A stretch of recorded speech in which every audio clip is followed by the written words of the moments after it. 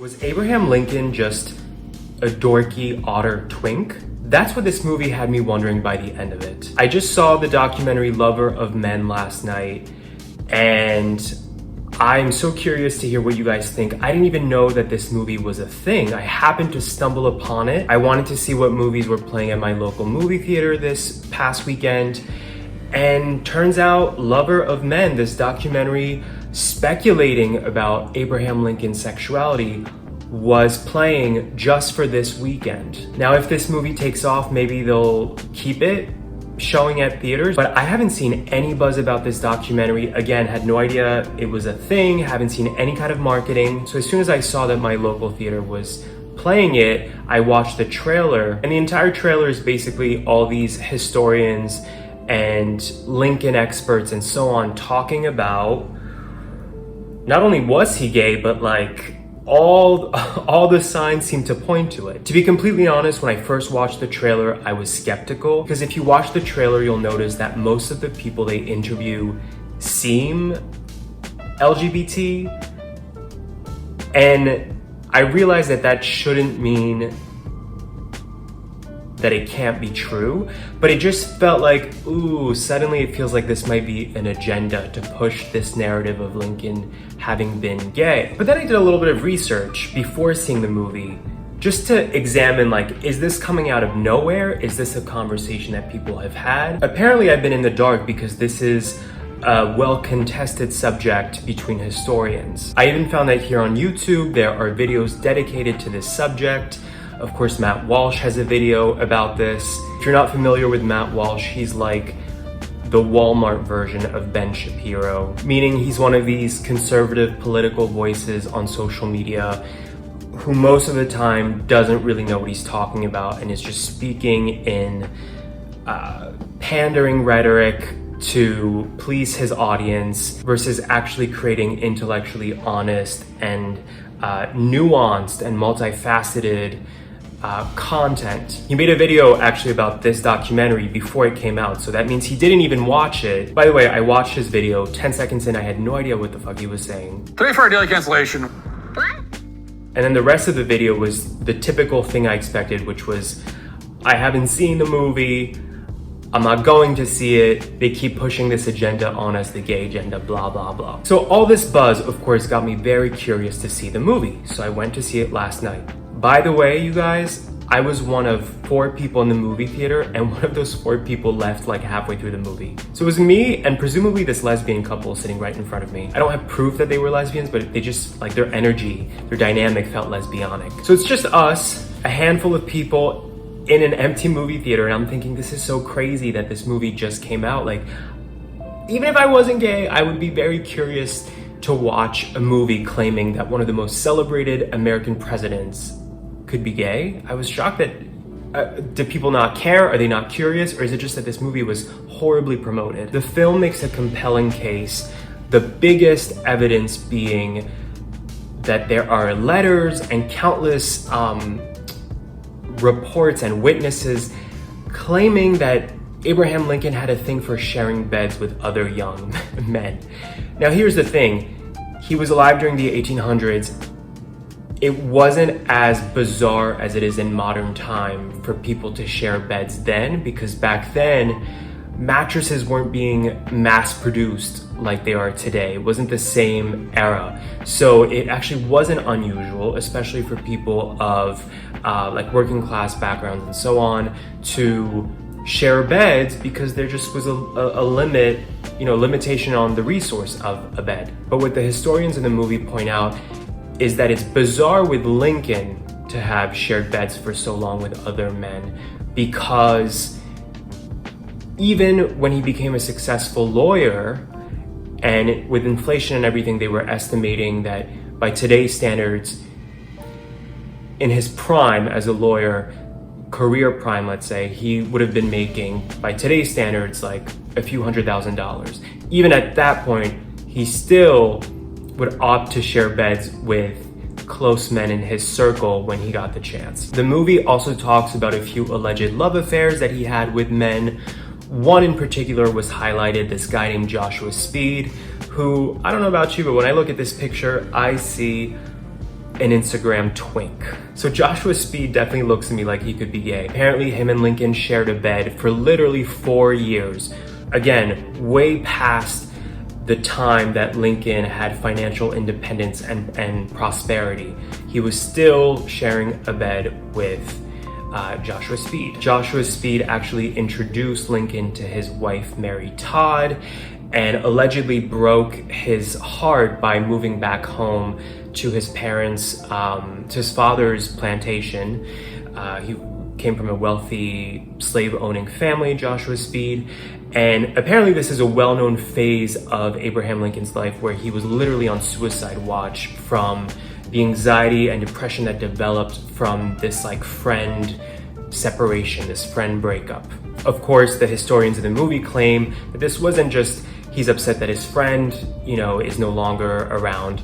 It was a romantic heartbreak.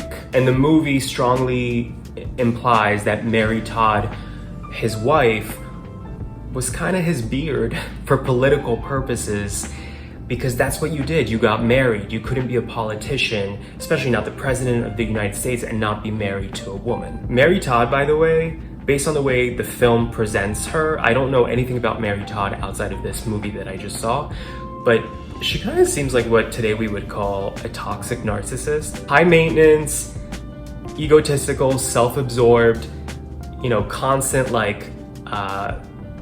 emotional meltdowns. If I were Abraham, I would have stuck to guys as well. I ended up being impressed by this movie because half of the movie was actually not focused on Lincoln. The first half was all about Lincoln and, was he gay? Here's the evidence, blah, blah, blah. But the other half was really about setting up a historical context for how we understand homosexuality today versus back then. The film's thesis, so to speak, is basically Abraham Lincoln definitely had questionable behavior as a straight man, but the film also doesn't want to categorize him as a strictly gay man, black and white boxes, because through the historical sort of analysis, the film illustrates that during that time period, and centuries before that as well, sexuality was not considered as categorical as it is today. Abraham Lincoln was alive during a time where homosocial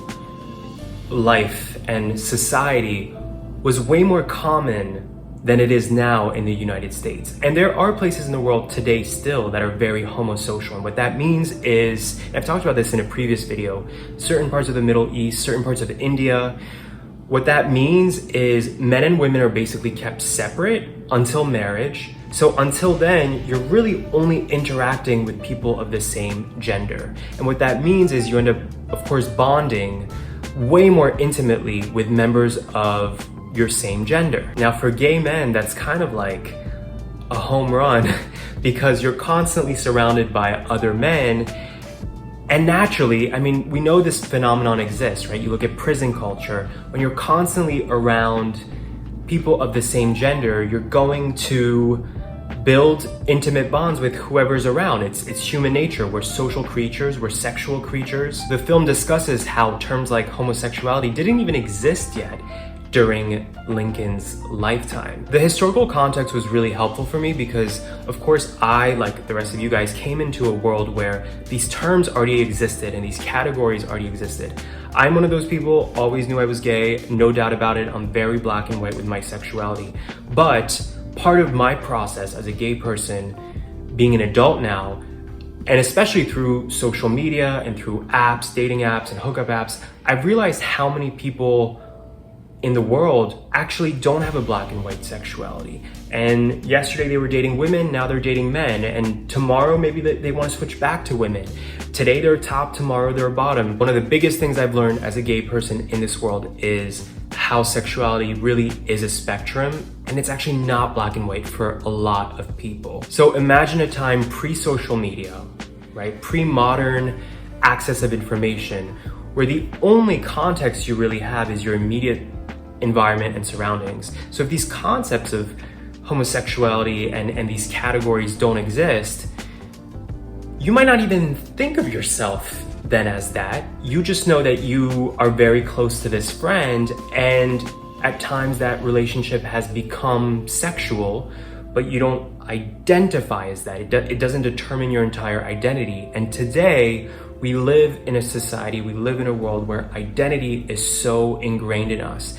And on the one hand, categories are helpful, right? Because they help you make sense of things. So personally, selfishly, I'm grateful for these labels because I can't imagine the confusion I would have felt in the 1800s as a gay person. At the same time though, watching this movie made me realize how these concepts and these boxes actually can limit us and limit our understanding of nuance, of that gray area. This reminds me of a guy I briefly dated a few years ago who told me that for the longest time he didn't even acknowledge or really get that he might be gay, because for him, the concept of being gay was, you know, waving rainbow flags on a gay pride float, like at a gay pride parade. And he thought, that's not me, so I must not be gay. And that was so compelling for me because it made me realize how many people out there don't identify as gay and therefore don't realize that their behavior or their desires are gay desires and gay behaviors. If it makes any sense, the categories that we've created in these black and white boxes actually in some ways might hinder our understanding as a society, because then it doesn't leave any room for gray area or nuance. So the film, again, is really not trying to shove down our throats that Lincoln was gay.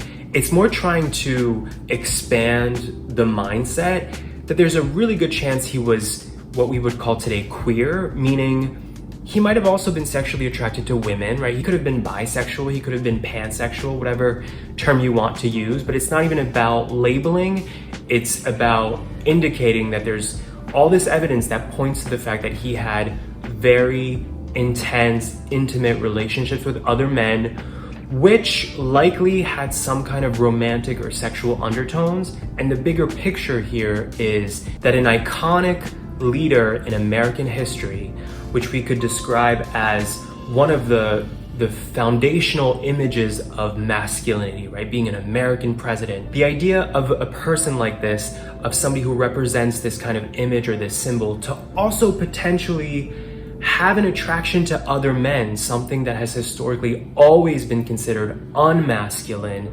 and unmanly and sinful, demonic, inappropriate, illegal, whatever term you want to use depending on, you know, the time period. That's a huge revelation, and it's important for both gay people, young gay people, to recognize that possibility, but also just straight people to recognize that that's possible and that it's not mutually exclusive. So that's really ultimately what the film was about. What's frustrating though is going back to somebody like Matt Walsh. People who are already going into a film like this or into this kind of conversation having their built-in belief system because of those categories, those black and white categories that I mentioned, they can never even conceive of somebody like that potentially, at the very least, having same-sex attraction. And so what this really boils down to is like, we non-straight people, non-heterosexual people we have a duty to be open and express these truths, because some people will never believe the possibility unless they hear it from the horse's mouth. So whether it's politicians, whether it's celebrities, I mean, there's so many nowadays who we know or we believe were gay, but we never heard it out of their mouths. And it would have been so impactful, again, both for LGBT people, but also just society at large, to know during their prime, during their lifetimes, that somebody like Whitney Houston was allegedly gay, or at least queer, that Michael Jackson was probably not a straight guy. Have you heard about this movie? Have you seen it? Are you curious to see it? What are your thoughts on this? Again, even if you don't want to watch the movie, if you're remotely curious about this this theory, check out the information online. It was really surprising to me how many resources there are about this, like how many historians have talked about it or implied it, how many YouTube videos you'll find about it, articles, and so on. It's pretty compelling stuff. Let me know in the comments your thoughts.